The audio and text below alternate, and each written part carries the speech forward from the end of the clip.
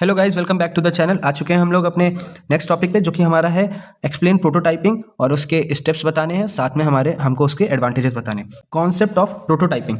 Prototyping क्या होता है पहले वो समझ लेते हैं। प्रोटोटाइपिंग एक सिस्टम डेवलपमेंट मेथड है जिसमें सॉफ्टवेयर का एक इनिशियल वर्किंग मॉडल, जिसे हम प्रोटोटाइप कहते हैं, एक इनिशियल वर्किंग मॉडल, ठीक है, छोटा सा पार्ट कुछ निकाल लेना, जैसे सैम्पलिंग अगर आपने पढ़ा होगा ओएम में या स्ट्रेटेजिक मैनेजमेंट में सैम्पलिंग, उसके हिसाब से उस नजरिए से देखोगे तो ज़्यादा अच्छे तरीके से समझ में आएगा। तो एक पार्ट थोड़ा सा चेक करते हैं, मतलब एक पहले हम लोग सिर्फ ट्रायल वर्जन बनाते हैं, उससे प्रोटोटाइप कहते हैं, बनाया जाता है।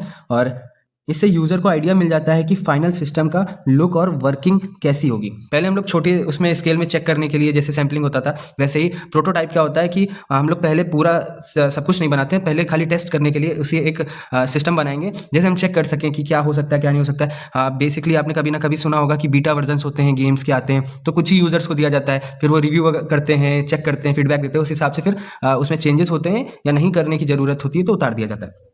तो ये सब क्या होता है, हमारा प्रोटोटाइप होता है। सॉफ्टवेयर की दुनिया में इसे बीटा वर्जन के नाम पे जाना जाता है। आप प्ले स्टोर पे जाएंगे या ऐप स्टोर पे जाएंगे तो आपको कई जगह पे मिल जाएंगे कि ये गेम अभी लॉन्च नहीं हुआ, पर बीटा वर्जन में आपको अवेलेबल है, पर सबको अवेलेबल नहीं, सिर्फ कुछ लोगों को दिया जाता है, सबको नहीं दिया जाता है। बेसिकली आप प्ले स्टोर पे जाएंगे तो फेसबुक पे जाएंगे तो ज्वाइन बीटा का ऑप्शन आता है, आप करेंगे तो अगर किस्मत अच्छी होगी तो आप बीटा ज्वाइन कर सकते हैं, बट किस्मत नहीं अच्छी होगी तो उसमें लिख के आएगा कि जितने लोगों की उनको जरूरत है उतने लोग ऑलरेडी उसमें हैं। अगर कोई लीव करेगा तो आपको नोटिफिकेशन दी जाएगी।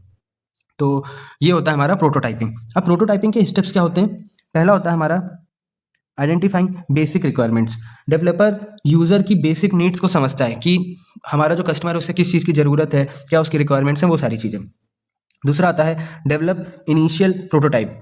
एक सिंपल वर्किंग मॉडल बनाया जाता है मेनली यूजर इंटरफेयर के लिए, कि इंटरफेस के लिए, सॉरी, कि कैसा है, क्या रहेगा, क्या हम लोग जो बना रहे हैं सही जा रहा है कि नहीं जा रहा है, इस चीज़ को चेक करने के लिए बनाया जाता है, जिसे हम कहते हैं प्रोटोटाइप। यूज़र रिव्यू देता है फिर, कि यूज़र प्रोटोटाइप को चेक करता है और फिर फीडबैक देता है कि उसको कैसा लगा, अच्छा लगा, कि इस चीज़ की ज़रूरत है, इस चीज़ की ज़रूरत नहीं तो इसको हटा दीजिए। तो ये सारी चीज़ें वो अपना फीडबैक देगा एक तरीके से। अब revise and enhance. Revise and enhance होता है फीडबैक के बेस पर प्रोटोटाइप इंप्रूव किया जाता है। अगर ज़रूरत है किसी चीज़ चेंज करने की या ऐड करने की तो वो चीज़ करी जाएगी, अगर जो भी फीडबैक्स आए हैं उस हिसाब से। अगर आप मुझे फीडबैक देते हैं कि आप सर ऐसे पढ़ाइए, ऐसे बताइए, तो मैं भी उस पर काम करूँगा, फिर मैं उसको नेक्स्ट वीडियो पे अप्लाई करूँगा। Final system development. Final system development होता है कि अप्रूव्ड जो प्रोटोटाइप हो गया है, कि हाँ अब ये चीज़ें जो कमी थी हमने वो भी फुलफिलमेंट कर दी हैं, उसको फुल्ली फंक्शनल सिस्टम में कन्वर्ट किया जाता है। ठीक, तो ये हमारा होता है फाइनल सिस्टम डेवलपमेंट। 5 होते हैं। और अब चलते हैं एडवांटेजेस की तरफ से। वैसे पहले फिगर की तरफ चल लेते हैं कि होता क्या है। जो अभी ऊपर बताया था ना, आइडेंटिफाइंग बेसिक रिक्वायरमेंट्स, वो क्या होती है हमारी प्रिपरेशन। उसके बाद हम कहाँ जाते हैं, अपने प्रोटोटाइप पर। उसके बाद कहाँ जाते हैं, रिव्यू करने। रीबिल्ड को हमने वहाँ क्या लिख रखा है कि रिवाइज एंड इनहेंस, तो ये चीज़ सेम ही चीज़ है, ठीक है। रिवाइज करेंगे क्या होता है क्या नहीं होता है, और वही रीबिल्ड कि किस चीज़ की ज़रूरत है किस चीज़ की ज़रूरत नहीं है, मतलब हटाना है, ऐड करना है या मॉडिफाई करना है, अपडेट करना है, ये सारी चीज़ें। फिर अगर ज़रूरत है तो रीडिज़ाइन पे जाएंगे, और ये कंटिन्यूअस प्रोसेस होती है। अगर ज़रूरत नहीं है तो हम लोग कहाँ जाएंगे, सीधा फाइनल प्रोडक्ट पे जाएंगे। और ये प्रोसेस चलती रहती है, चलती रहती है, चलती रहती है, चलती रहती है।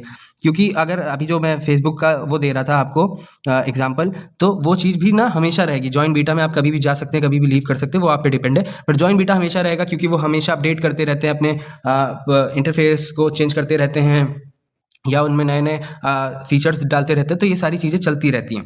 इसीलिए ये रीबिल्ड के बाद वाला जो है हमारा, रीबिल्ड के बाद वाला है, वो डिज़ाइन इसलिए है क्योंकि जो चीज़ की ज़रूरत है फिर से हम बनाएंगे, फिर उसे हम प्रोटोटाइप करेंगे, फिर हम उसे चेक करेंगे, और सही हो जाने के बाद रिव्यू करेंगे। अगर रिव्यू के बाद कोई दिक्कत होती है तो फिर वो सही करी जाएगी, नहीं है तो फिर हम लोग अपने फाइनल प्रोडक्ट पे चल जाते हैं। शुरू होता है हमारा कहाँ से, प्रिपरेशन से। अब चलते हैं एडवांटेजेस की तरफ।